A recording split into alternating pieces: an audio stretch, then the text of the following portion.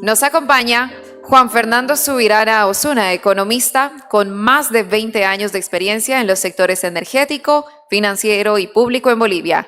Actualmente es candidato a un doble doctorado en Economía y Finanzas por la Universidad Privada Boliviana y la Universidad Autónoma Gabriel René Moreno, y cuenta con una maestría en Ingeniería Financiera otorgada por la USA. Recibamos con un fuerte aplauso a Juan Fernando Subirana Osuna. Bienvenido. Muchísimas gracias, muy buenas tardes a todos. Gracias a Bolivian Business por la invitación. Y bueno, me gustaría arrancar un poco esta presentación con quizá un poquito de memoria, y no una memoria agradable. ¿Se acuerdan del año de pandemia? ¿Se acuerdan de las restricciones? ¿Se acuerdan de todo lo que fue el 2020 y el impacto que tuvo en la economía? Fue un tema complejo, pero ¿saben qué es más complejo? Pensar que el 2025 representa el equivalente a sufrir 4 pandemias. ¿En qué me baso para presentar este número? Y no es un tema menor, en que la desaceleración económica del país ha prácticamente cuadruplicado lo que se frenó en el 2020 por efecto del COVID. Vamos un poco a explotar un poquito esta data. El mercado ya no espera. Estos son ya los titulares que estamos acostumbrados a ver permanentemente. ¿Cuál es el shock actual? Los titulares que vemos desde prácticamente febrero de 2023. No hay dólar, se creó un mercado paralelo, tenemos ya prácticamente cotizaciones que están a más del doble del tipo de cambio oficial, si es que lo podemos llamar oficial. Prácticamente ya hablamos de un mercado real. Tenemos altas comisiones bancarias, tiempos dilatados para conseguir los giros al exterior, limitaciones de abastecimiento de combustible, el tema de las colas, inflación en ascenso y la presión fiscal exacerbada. O sea, estos titulares no han cambiado desde febrero de 2023, cuando empezó todo este problema y que coincide con la fecha en que se creó ese mercado cambiario. Ahora, veamos un poquito de la historia desde esa fecha. ¿Qué le pasó al tipo de cambio real? Este es el tipo de cambio real. Así se vio. Pero ustedes miran, ¿pero qué pasó? A partir de aquí coincidieron 2 eventos, el caso Zúñiga y la autorización del uso de criptomonedas en el país. Coincidentemente, prácticamente la misma fecha con horas de diferencia, y en ese momento fue el día fatídico en que el tipo de cambio del mercado paralelo, y todos lo recordamos, y quienes le hacíamos un seguimiento prácticamente diario, fue el día que el tipo de cambio real rompió el techo de cristal de los 10 bolivianos y nunca más bajó de los 10 bolivianos. Obviamente hubo gente en ese día que con desesperación y frenesí compró dólares hasta 15 bolivianos, lo que vale hoy. Fue un día complejo, fue un día de fin de mes, con los pocos recursos que había, las personas terminaron entrando en el modo crisis, lo que significa desabastecer a los supermercados de papel higiénico, básicamente. Pero, ¿qué sucedió después? Uno miraba la estadística y decía, no, el tipo de cambio va a reventar a 20. ¿Pero por qué no reventó a 20? Y uno se pone a pensar realmente y dice, pucha, ¿qué pasó? Lo que pasó justamente es que aparece esta válvula de escape, que al final del día se ha convertido en eso, en una válvula de escape que ha permitido que el mercado empiece a funcionar medianamente de forma razonable.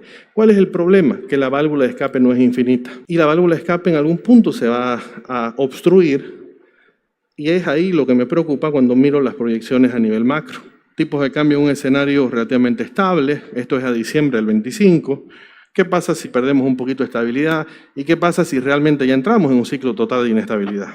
Bueno, sobre este gráfico, que fíjense que oscila más o menos entre 27 bolivianos por dólar hasta diciembre, hay una noticia buena y una noticia mala.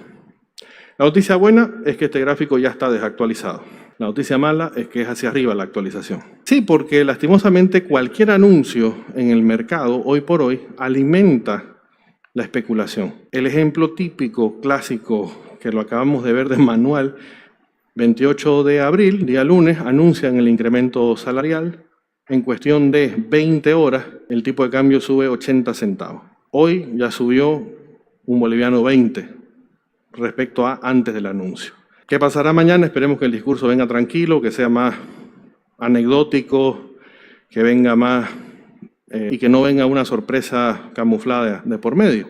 Entonces, realmente esto ya nos pone a repensar nuestra situación, nos pone a repensar bastante el aspecto económico. En términos generales, ¿qué es lo que sucede ahora?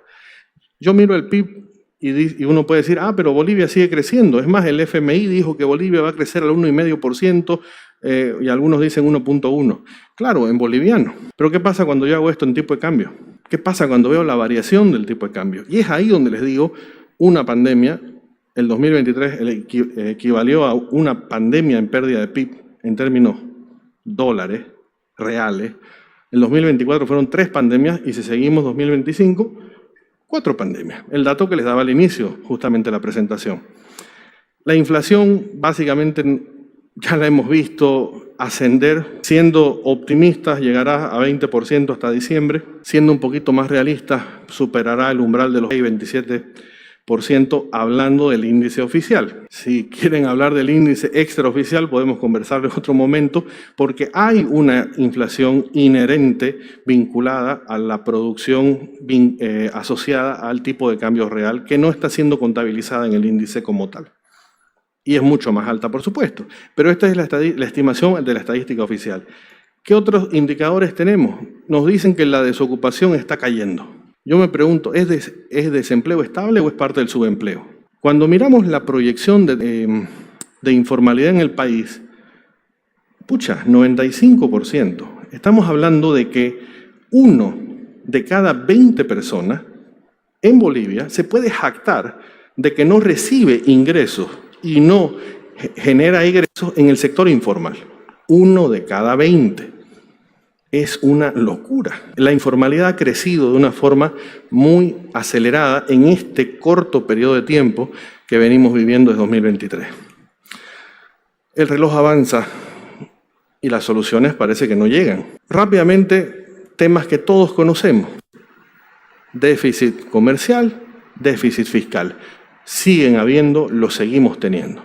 ¿Cuáles son los grandes motivos que pueden justificar todo esto? Subvención de combustibles. Alguna vez escuchaba que decían, no, pero es que la subvención de los combustibles sube. Claro, fíjense, es una locura, ¿no? Las barritas azules es la proyección de presupuesto, pero claro, el presupuesto falta que lo ajusten al tipo de cambio blue. Esa es la barra más oscura. Esa es la subvención proyectada. Pero algunos decían, no, lo que pasa es que los precios internacionales han subido. Esa línea punteada son los precios internacionales. Entonces, el problema no es de precio, es de volumen.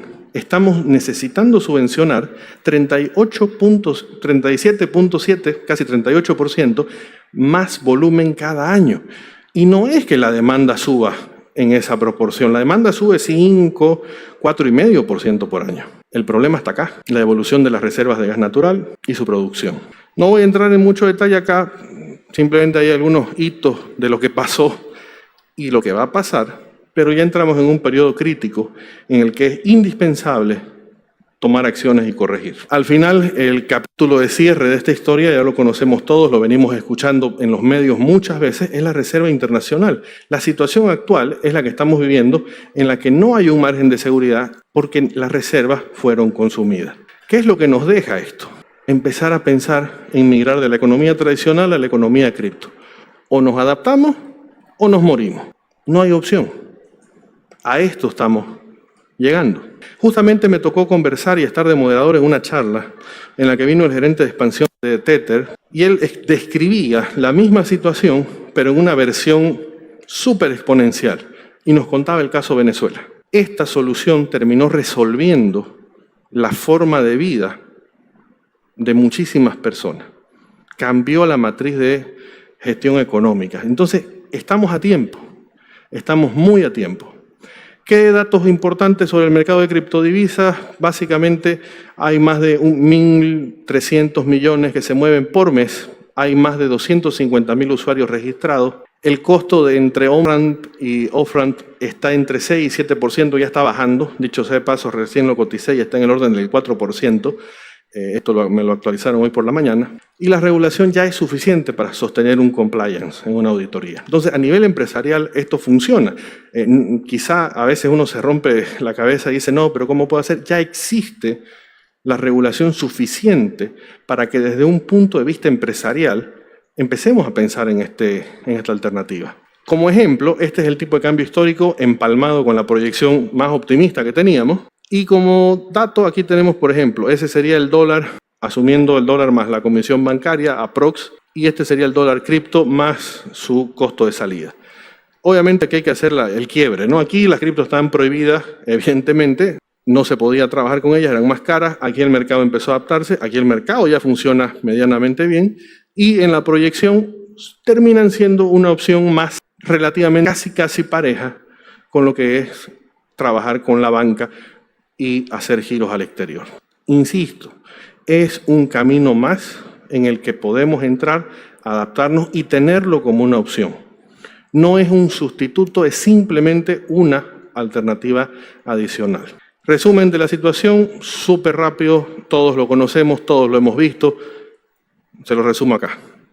Estamos en un periodo de estanflación, hay escasez estructural, tenemos un deterioro acelerado de la economía, hay un desacople total entre la política y la realidad económica. ¿Cuáles son las soluciones?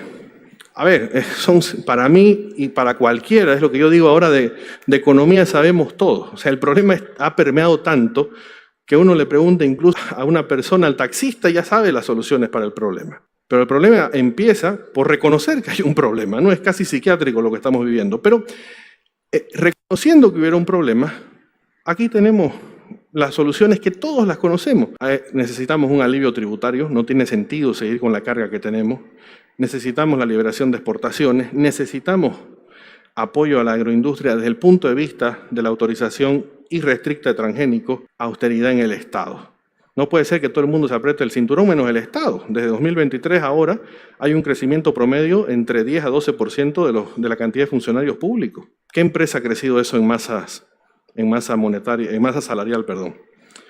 Hay que eliminar la subvención a carburantes progresivamente, no de golpe, por supuesto, y hay que brindarle seguridad jurídica a las empresas. Sin seguridad jurídica no hacemos nada.